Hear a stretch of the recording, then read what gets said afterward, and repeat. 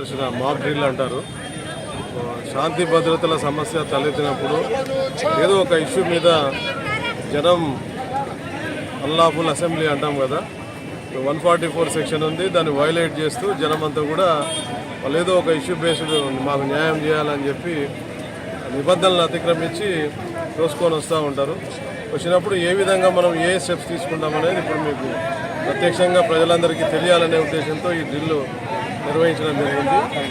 పరిధి దాటి ఎవరైనా ప్రవర్తిస్తే మాత్రం కఠినంగా చర్యలు ఉంటుంది అనేది హెచ్చరిక. మా వాళ్ళు right gear equipment full equipped అనమాట.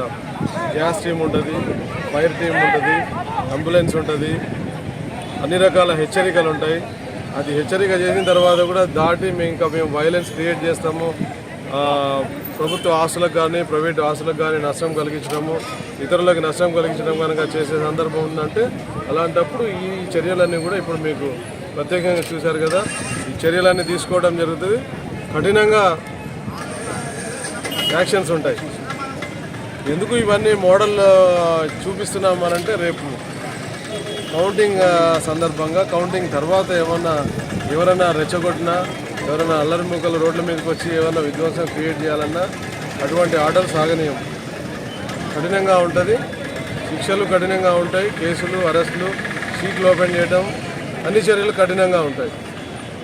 ఎక్కడ ప్రజలకి శాంతి భద్రతలకి భంగం కలిగించవద్దు, ఎవరు స్వేచ్ఛకు కూడా భంగం కలిగించదు.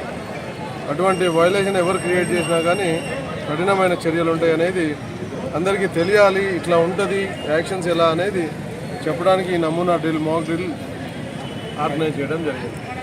Thank you.